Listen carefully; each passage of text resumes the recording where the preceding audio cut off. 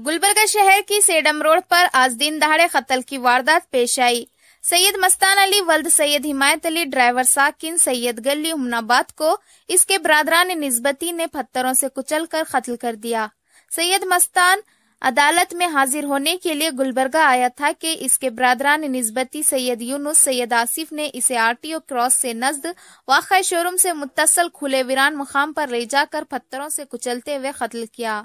मकतूल सैयद मस्तान के खिलाफ इसकी अहलिया नाजिया ने फैमिली कोर्ट गुलबर्गा में जहेज हरासानी का मुकदमा दायर किया था। इत्तला पाकर DSP SS Hollur, circle inspector JM Inamdar, sub inspector Abdul वाहिद कोतवाल ने मुकाम वारदात का मुआयना किया। इस सिलसिले में एमबी नगर पुलिस स्टेशन में मुकदमा दर्ज किया गया है।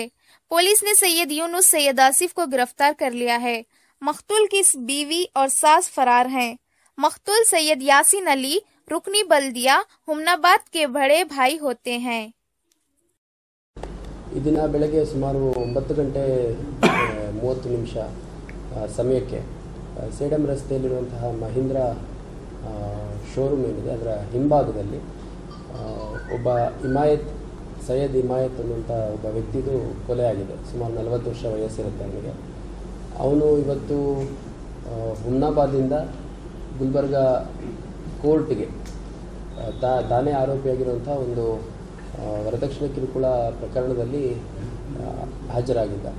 ಹಾಜರಾದಂಥ ಸಂದರ್ಭದಲ್ಲಿ ಆತನ ಹೆಂಡತಿ ತಮ್ಮಂದರು ಸಹೋದರರು ಏನಿದ್ದಾರೆ ಆಸಿಫ್ ಮತ್ತು ಯೂನಿಸ್ ಅಂತ ಅವ್ರಿಗೂ ಕೂಡ ಸುಮಾರು 35 ವರ್ಷ ವಯಸ್ಸಿದೆ।